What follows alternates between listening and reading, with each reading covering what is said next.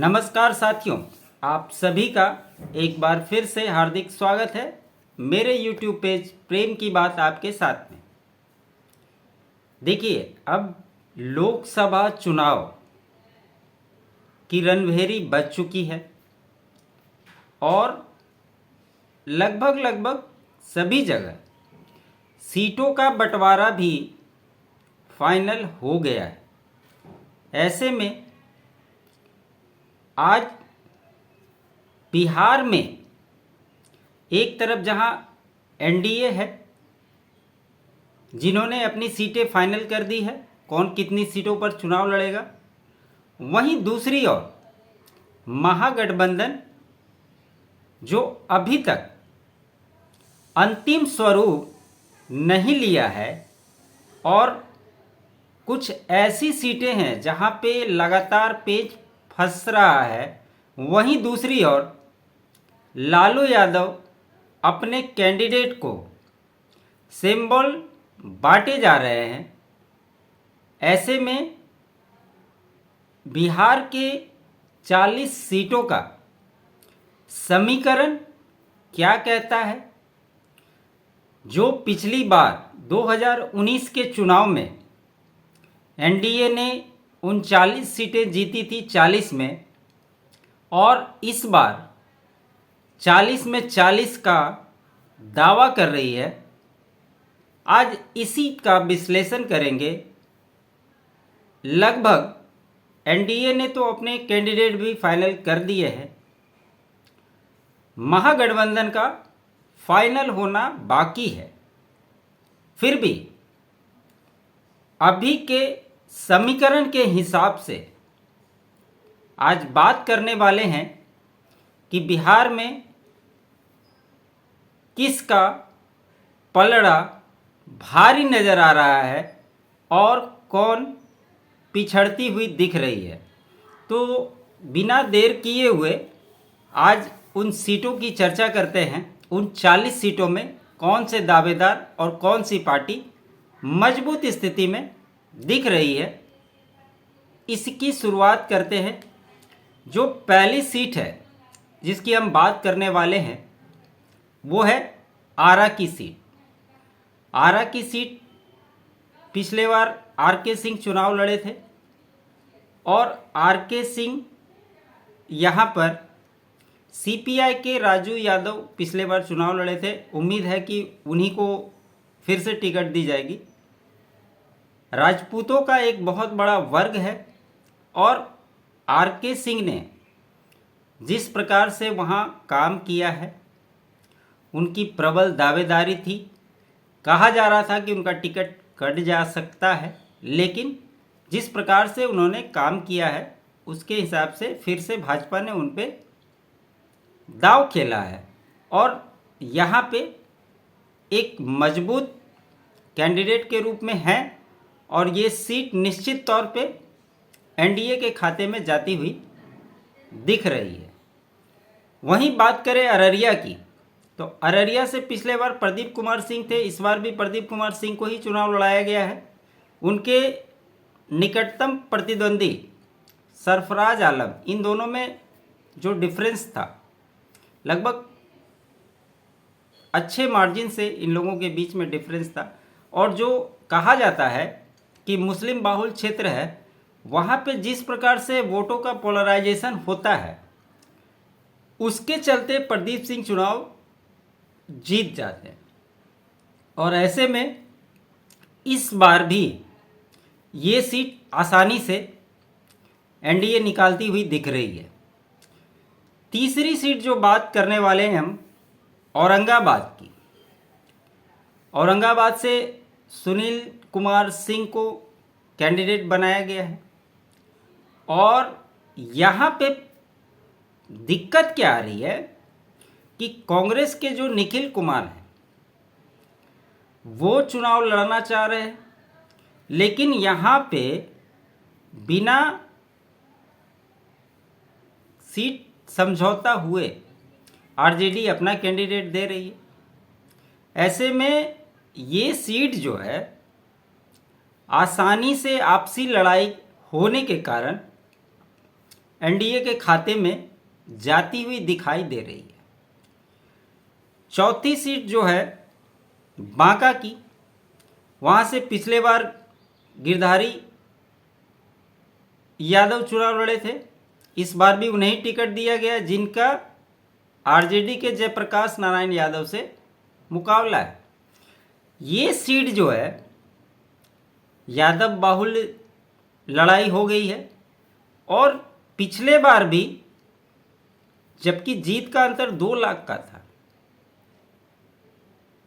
Difference दोनों के बीच में, इस बार उतना अंतर तो नहीं होगा, लेकिन जिस प्रकार से समीकरण बन रहा है ये टफ मुकाबले की सीट होती जा रही है। तो इस पे अभी कंफर्म जो कह सकते हैं कि एनडीए निकाल लेगी, वो श्योर शॉट नहीं कह सकते। यहाँ टफ फाइट होगी, और टफ फाइट में थोड़ा सा मजबूत एनडीए दिख रहा है, लेकिन मुकाबला बहुत ज़बरदस्त होने जा रहा है बांका की सीट पे। चौथी जो सीट है बेगूसराय, बेगूसराय में गिरिराज सिंह फिर से चुनाव लड़ रहे हैं, और आपको पता है कि पिछले बार कन्हैया कुमार चुनाव लड़े थे, और इस बार भी चूँकि वो कांग्रेस में आ गए हैं, कांग्रेस से चुनाव लड़ना चाह रहे थे, लेकिन कहा जा रहा है कि ये सीट सीपीआई को आरजेडी ने दे दिया है। ऐसे में एक तरह से ये वॉक ओवर गिरिराज सिंह को मिल गया है, और ये सीट आसानी से गिरिराज सिंह जीतते हुए दिखाई दे रहे हैं। वहीं बात करते हैं अगर भागलपुर की, तो भागलपुर से अजय मंडल ने चुनाव लड़ा था, इस बार भी वही कैंडिडेट है। आरजेडी के शैलेश कुमार वहाँ से चुनाव लड़ सकते हैं। हालांकि ये सीट कांग्रेस भी मांग रही है। अजीत शर्मा चुनाव लड़ने के इच्छुक नहीं है। कहा जा रहा है कि उनकी बेटी जो है फिल्म एक्ट्रेस नेहा शर्मा, उन्हें वो चुनाव लड़ाना चाहते हैं। ऐसे में अजय मंडल यहाँ से त्रिशंकु लड़ाई में जीतते हुए दिखाई दे रहे हैं। बात करते हैं बक्सर की। बक्सर में पिछले बार अश्विनी चौबे चुनाव लड़े थे, उनके खिलाफ तगड़ी एंटी इनकम्बेंसी बनी हुई थी, और ये तय माना जा रहा था कि बक्सर से उनका टिकट कटना तय है, और हुआ भी वही। अभी वहाँ पे मिथिलेश तिवारी को टिकट दिया गया है, और ऑपोजिशन में सुधाकर सिंह आरजेडी के टिकट पे चुनाव लड़ रहे हैं, जो जगदानंद सिंह के पुत्र हैं। यहाँ भी एक तगड़ा कंपटीशन होगा, लेकिन एक चीज़ जो भीतरी और बाहरी की होती है, ये लगातार वहाँ पे चलती रहती है। चूँकि ब्राह्मणों का गढ़ है, इसी वजह से उनको हटाया गया, क्योंकि उनके खिलाफ तो भारी एंटी इनकम्बेंसी थी। मिथिलेश तिवारी को लाया गया। बहुत सारे लोगों की नाम की चर्चा थी, कहा जा रहा था कि मनोज तिवारी को भी लाया जा सकता है, चुनाव लड़ेंगे, लेकिन अंततः मिथिलेश तिवारी को ये सीट दी गई है। अगर मिथिलेश तिवारी इस सीट को निकाल लेते हैं तो आप मान के चलिए कि ये बिहार भाजपा में ब्राह्मणों के बड़े नेता के तौर पे उभर जाएगी, क्योंकि यहाँ पे लड़ाई बहुत टफ है। 50-50 का मामला है। जैसे जैसे चुनाव नज़दीक आएगा, समीकरण क्या कहते हैं उसके हिसाब से देखा जाएगा, लेकिन अभी की जो स्थिति है, वर्तमान स्थिति, इसमें ये सीट जो है 50-50 के मामले पे अटक गया है। आगे बात करने वाले हैं दरभंगा की। दरभंगा में गोपाल जी ठाकुर ने पिछले बार चुनाव लड़ा था, इस बार भी उन्हें ही टिकट मिला है। और चूंकि पिछले बार अब्दुल बारी सिद्दीकी वहाँ से चुनाव लड़े थे, उन्हें राज्यसभा भेज दिया गया है। अभी चूंकि कैंडिडेट की घोषणा नहीं हुई है, तो ऐसे में कोई भी अगर कैंडिडेट आता है तो यहाँ से आसानी से गोपाल जी ठाकुर चुनाव जीतते हुए दिखाई दे रहे हैं। आगे बात करने वाले हैं गया की।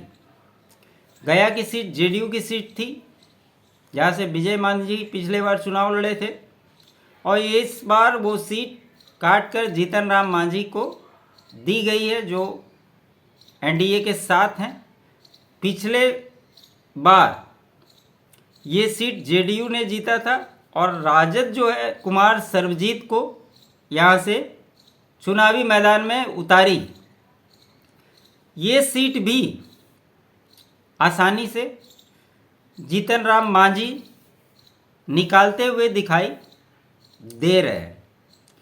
गोपालगंज की बात करें तो यहाँ से आलोक सुमन कैंडिडेट हैं और सुरेंद्र राम उनके अपोजिशन में है।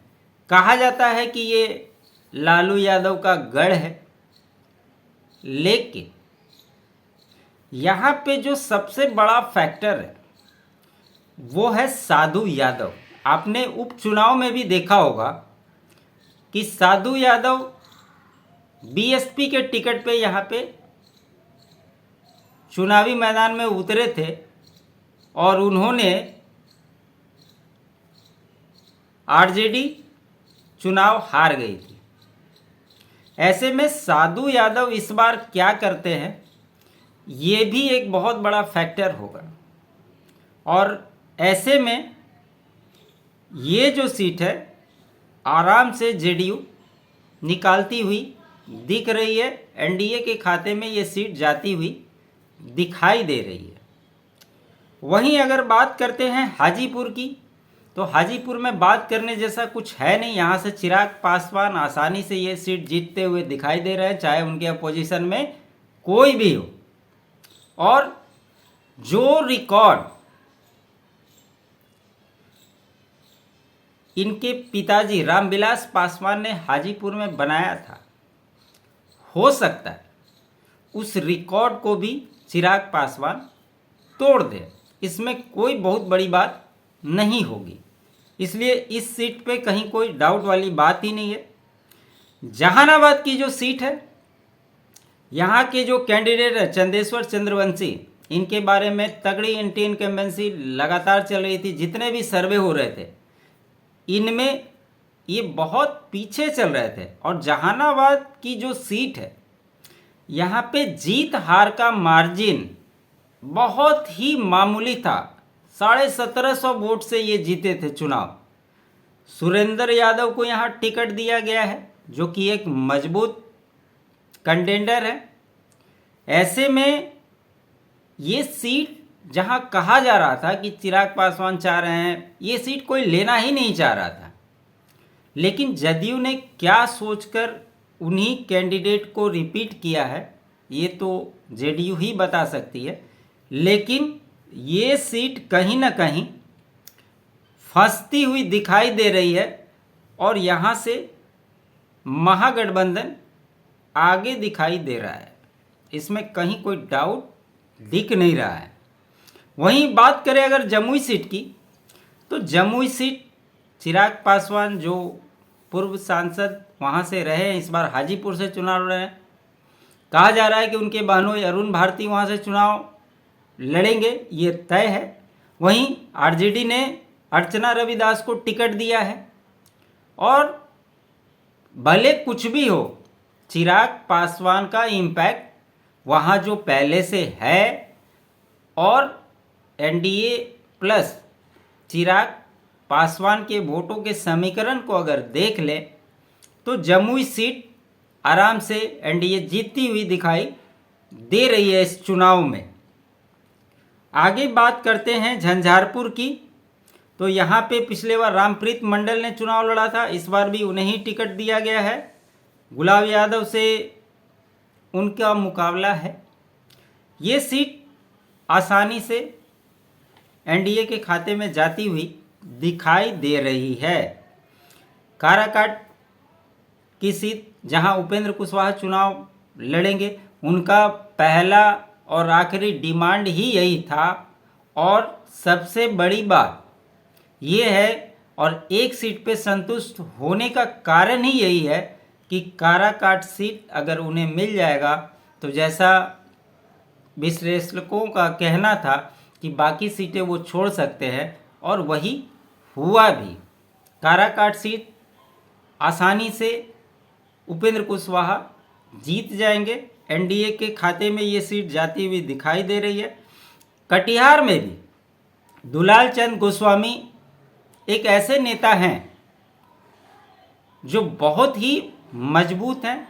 वहाँ पे मुसलमानों का भी वोट उन्हें मिलता है, और ये बहुत प्रबल दावेदार है। इन्हें जीतने का कोई संशय जैसी स्थिति दिखाई नहीं देती कि इन्हें कोई हरा सकता है। कटिहार से हालांकि तारिक अनवर कांग्रेस से कई बार चुनाव लड़ चुके हैं, वो जीते भी हैं, लेकिन दुलाल चंद गोस्वामी एक ऐसे नेता हैं जब सदन चलता है तो वो दिल्ली में होते हैं, और जब सदन नहीं चलता है तो पूरा समय अपने क्षेत्र को देते हैं। ऐसे में इनकी मजबूत दावेदारी बनती है। ये सीट आसानी से एनडीए जीतती हुई दिखाई दे रही है। वहीं बात करें खगड़िया की, तो खगड़िया से जो महबूब अली कैसर ने चुनाव लड़ा था, जीते थे, और उनके अपोजिशन में मुकेश सहनी थे। जीत का अंतर करीब 3.25 लाख के आसपास वोटों का था। लेकिन चूंकि जब एलजेपी दो फाड़ हो गई तो आगे पीछे तो महबूब अली कैसर कर रहे हैं, लेकिन चिराग पासवान इन्हें टिकट देंगे ऐसा कोई लक्षण दिखाई नहीं दे रहा है। ऐसे में चूंकि उनके पास ऑलरेडी 2 कुशवाहा नेता हैं, एक यादव नेता है, उम्मीद की जा रही है कि यहाँ से इन्हीं में से किसी को टिकट दिया जाएगा और खगड़िया सीट आसानी से एनडीए के खाते में जाती हुई दिखाई दे रही है।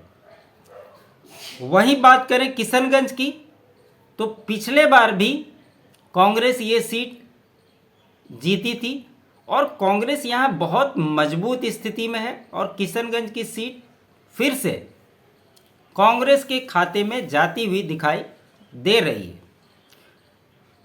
मधेपुरा की बात करें तो दिनेश चंद यादव यहाँ से चुनाव लड़ रहे हैं, और इनके खिलाफ आरजेडी के शरद यादव पिछले बार लड़े थे चुनाव।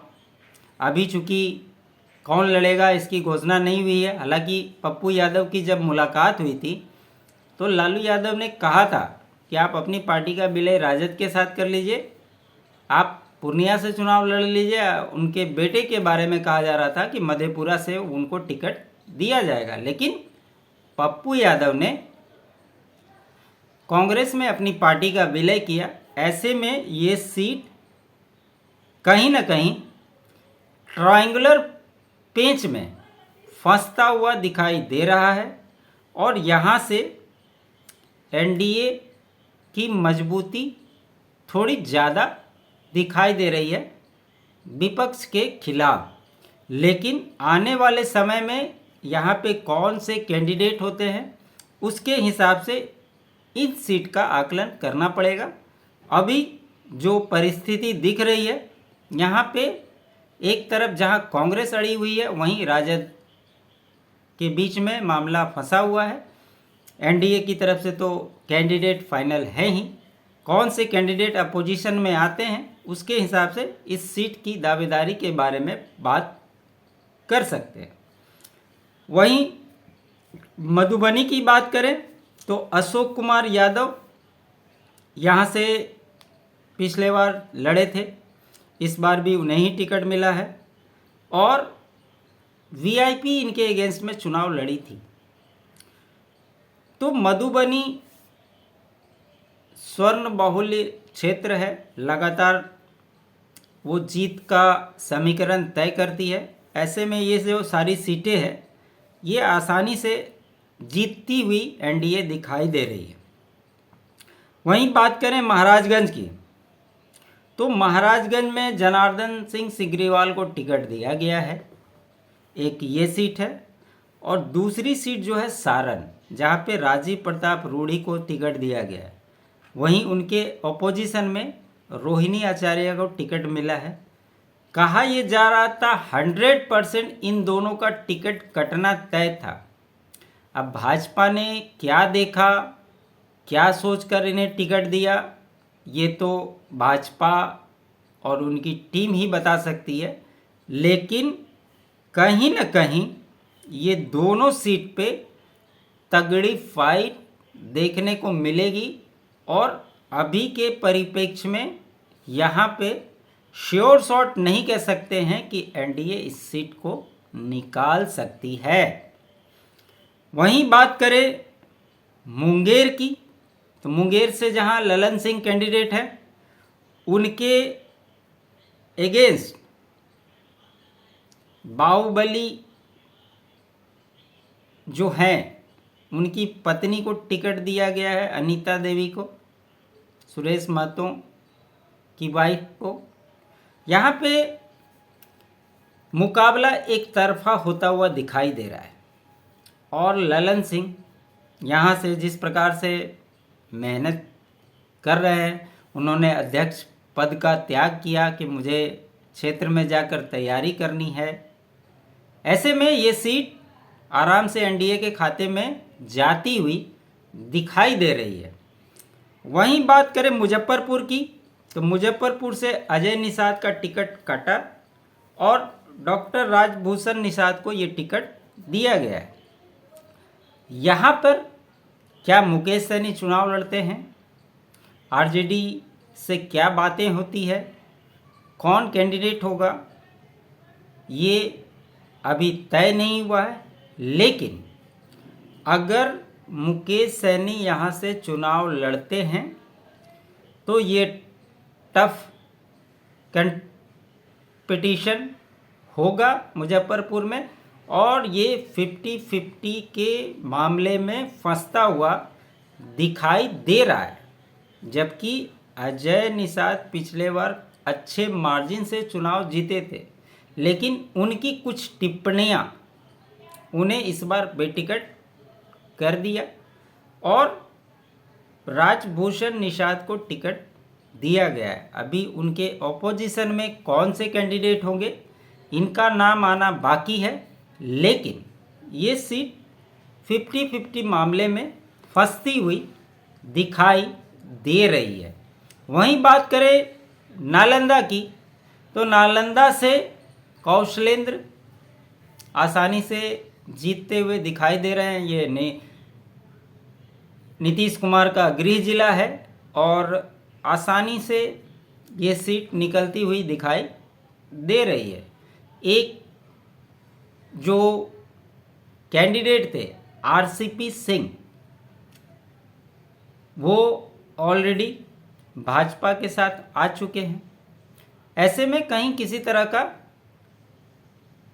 खेल होता हुआ दिखाई नहीं दे रहा है। कौशलेंद्र आसानी से ये सीट निकालते हुए दिखाई दे रहे हैं। नवादा की बात करें तो वहाँ से विवेक ठाकुर को टिकट मिला है और नवादा की सीट आसानी से एनडीए जीतती हुई दिखाई दे रही है। यहाँ कोई भी कैंडिडेट होगा कोई फर्क नहीं पड़ता है, नवादा की सीट आसानी से एनडीए के खाते में जाती हुई दिखाई दे रही है। वहीं अगर बात करें पश्चिमी चंपारण की, तो फिर से एक बार डॉक्टर संजय जायसवाल को टिकट मिला है और यहाँ पे ब्रजेश कुमार कुशवाहा ऑपोजिशन में थे। ये सीट पिछले बार 3 लाख के आसपास के मार्जिन से डिफरेंस थे दोनों के बीच में और ये ऐसा गढ़ है भाजपा का जहां आसानी से संजय जायसवाल निकलते हुए दिखाई दे रहे।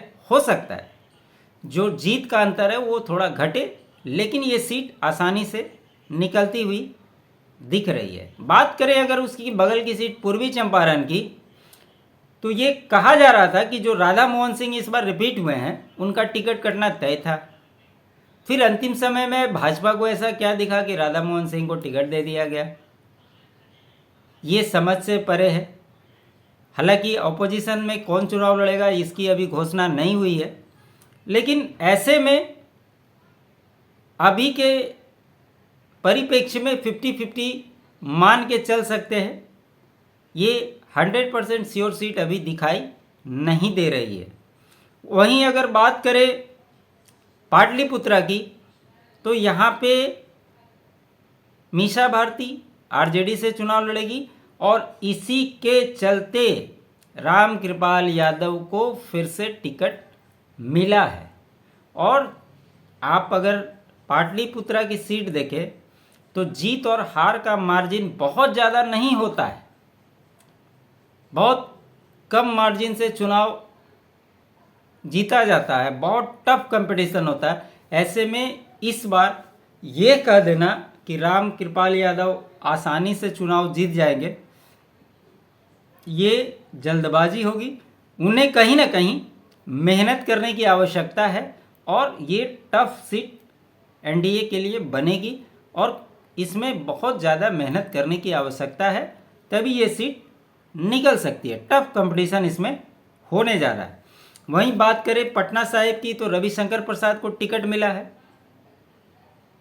तो आप जानते हैं कि यहाँ पे कास्ट एक विनेबिलिटी फैक्टर है, कोई भी यहाँ से चुनाव लड़ेगा वो जीतेगा ही। और ये एक तरह से आप समझिए कि नरेंद्र मोदी ही चुनाव लड़ रहे हैं। ऐसे में ये सीट आसानी से निकल जाएगी। इनकी भी टिकट पे तलवार लटकी हुई थी, लेकिन टिकट इन्हें मिल गया और ये सीट पटना साहिब की एनडीए आसानी से जीतती हुई दिखाई दे रही है। समस्तीपुर की सीट,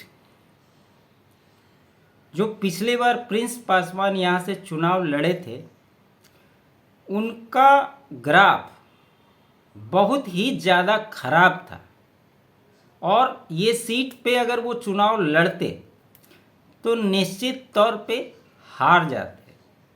यहाँ अभी चूँकि कैंडिडेट फाइनल नहीं हुआ है, चिराग पासवान के खाते में ये सीट है और ये जिम्मेवारी भी चिराग पासवान की ही है कि वो पूर्व के एंटी इनकम्बेंसी को तोड़ते हुए अपने कैंडिडेट को जिताने की जिम्मेवारी उनके ऊपर है।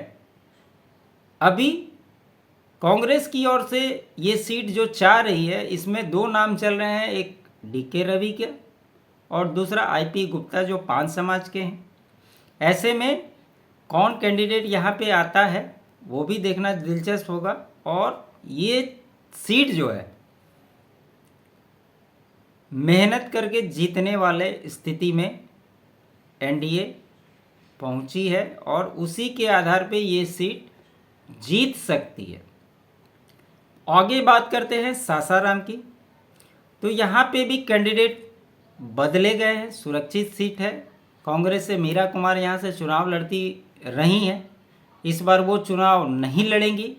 वो अपने पुत्र को चाहती हैं टिकट दिलवाना, लेकिन वो वहाँ से नहीं, पटना साहिब से चुनाव लड़वाना चाहती हैं। ऐसे में ये सीट एनडीए के खाते में जाती हुई दिखाई दे रही है। बात करते हैं शिवहर की। शिवहर से लवली आनंद को टिकट दिया गया। ये सीट भाजपा के खाते में थी, रमा देवी वहाँ से चुनाव जीती थी, उनका टिकट कट गया चूँकि सीट ही जदयू के खाते में चली गई। राजपूत प्रभावित क्षेत्र है, जदयू में पहले से कई ऐसे दिग्गज थे जो अपनी दावेदारी प्रस्तुत कर रहे थे। ऐसे में लवली आनंद के लिए यहाँ बहुत टफ कंपटीशन होने जा रहा है। पार्टी के अंदर ही लोग जो पहले से दावेदारी चाहते थे, उन्हें कैसे एकजुट किया जाए, इसके लिए लवली आनंद को बहुत ज़्यादा मेहनत करना पड़ेगा। और ऐसे में अभी ये सीट 50-50 के मामले में फंसता हुआ दिखाई दे रहा है।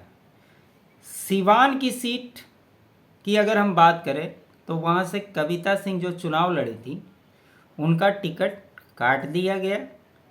वहाँ पे एक फैक्टर हिना साहब का भी है, जिस प्रकार से आरजेडी का रुख रहा है, ऐसे में एक फैक्टर तो वो है ही।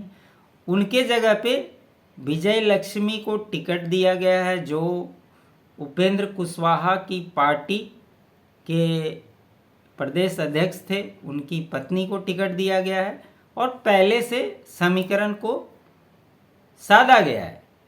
एक चीज़ और जो है, ये लेफ्ट पृष्ठभूमि के भी रहे हुए हैं, तो कहीं ना कहीं एक सपोर्ट इनका वहाँ पर है। ऐसे में सिवान की सीट आसानी से एनडीए के खाते में जाती हुई दिखाई दे रही है। वहीं अगर हम बात करें सीतामढ़ी, जो देवेश चंद्र ठाकुर को इस बार टिकट मिला है, वहाँ पे देखिए वैश्य समाज का एक अच्छा वोट बैंक है और अगर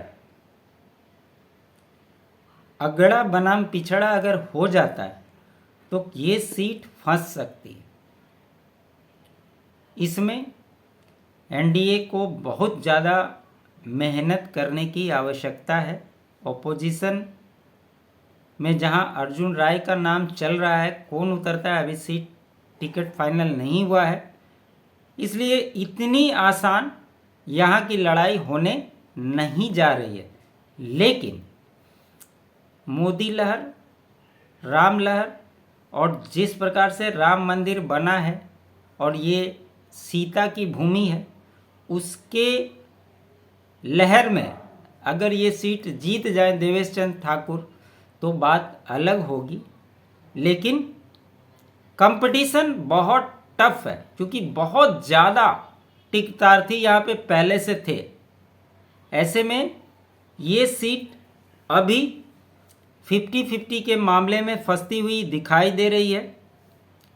वहीं अगर हम बात करें पूर्णिया की, तो संतोष कुशवाहा को टिकट दिया गया है और जहां एक और पप्पू यादव पूर्णिया में डेरा डाले हुए हैं, वो रैली कर रहे थे, इसी के चलते अपनी पार्टी का विलय किया कांग्रेस के साथ। वहीं दूसरी ओर बीमा भारती जेडीयू छोड़ राजद में आती हैं, तो कहीं ना कहीं उन्हें कहा गया कि आप वहां से चुनाव लड़ेंगे। ऐसे में फ्रेंडली, जहां एक और पप्पू यादव ट्वीट करते हैं कि कुछ भी हो जाएगा हम पूर्णिया नहीं छोड़ेंगे, तो क्या यहां राजद और कांग्रेस आपस में एक और टकराएगी, या फिर जहां पप्पू यादव की इच्छा थी चुनाव लड़ने की, अगर किसी कारण से उन्हें वो टिकट राजद के खाते में जाती है तो निश्चित तौर पे एक दूसरे को हराने का काम ही करेगी। और ऐसे में संतोष कुशवाहा की हैट्रिक लगती हुई दिखाई दे रही है इस सीट पर। आगे बढ़ते हैं सुपौल में दिनेश्वर कामत को टिकट रिपीट किया गया है। यहाँ पे एक बैद्यनाथ महतो प्रबल दावेदार थे उपेंद्र कुशवाहा की पार्टी से, लेकिन ये सीट जदयू के खाते में गई। और सबसे बड़ी बात है कि इन्हीं को रिपीट किया गया जिनके खिलाफ तगड़ी एंटी इनकम्बेंसी है। ऐसे में कहा जा रहा है कि आरजेडी भी बैद्यनाथ महतो से संपर्क में है। अगर बैद्यनाथ महतो वहाँ से चुनाव लड़ जाते हैं तो दिनेश्वर कामत निश्चित तौर पे इनके लिए स्थिति बहुत ही खराब होने जा रही है। ये यही शुक्र मना सकते हैं कि बैद्यनाथ मेहता चुनाव न लड़े, तभी इनके कुछ चांसेस बनते हैं। अगर बैद्यनाथ मेहता इस सीट से चुनाव लड़ेंगे तो दिनेश्वर कामत के लिए ये सीट जीतना नामुमकिन हो जाएगा। उजियारपुर, जहां से नित्यानंद राय चुनाव लड़ रहे हैं, ये सीट आसानी से वो जीतते हुए दिखाई दे रहे हैं। वैशाली की सीट एलजेपी के खाते में गई है और यहाँ से पूर्व में वीणा देवी चुनाव लड़ी थी, जो अभी चिराग पासवान के संपर्क में है।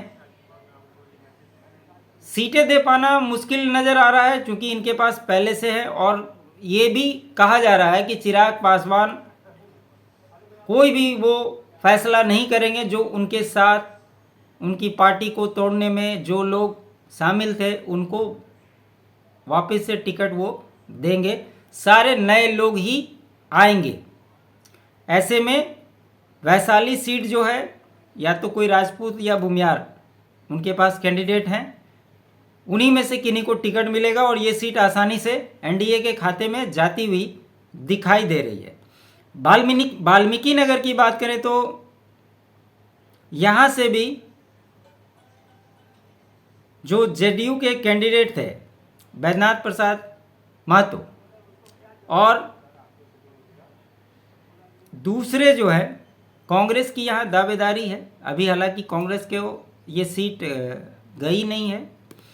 ये उपचुनाव में इनकी मृत्यु के बाद इनके पुत्र चुनाव लड़े थे तो बहुत कम मार्जिन से ये सीट निकाल पाई थी जदयू। परवेश मिश्रा यहाँ कांग्रेस के टिकट पे चुनाव लड़ सकते हैं, ऐसे उम्मीद की जा रही है। चूँकि इनके खिलाफ एंटी इनकम्बेंसी भी है, ऐसे में कांग्रेस के जो हैं परवेश मिश्रा ये मजबूत दिखाई दे रहे हैं। क्या होता है ये देखना होगा। अभी यहाँ पे फिलहाल कांग्रेस मजबूत स्थिति में दिखाई दे रही है। तो ये हमने 40 सीटों का समीकरण और जीत हार का पैमाना रखा है। आप अपनी राय बताएं कि जो आंकड़े हमने दिए हैं इसमें अगर आप कुछ अलग सोचते हैं तो अपनी राय कमेंट में ज़रूर दें। विश्लेषण अच्छा लगे, चैनल के लिए कंट्रीब्यूट करना चाहते हैं तो फ़ोनपे पेटीएम का नंबर आपको स्क्रीन पे दिखेगा, डिस्क्रिप्शन में दिया गया है, आप कर सकते हैं, ज्वाइन बटन ले सकते हैं। विश्लेषण अच्छा लगे तो लाइक करें, शेयर करें और चैनल को सब्सक्राइब नहीं किया है तो चैनल सब्सक्राइब ज़रूर कर लें। आप सभी का बहुत बहुत धन्यवाद।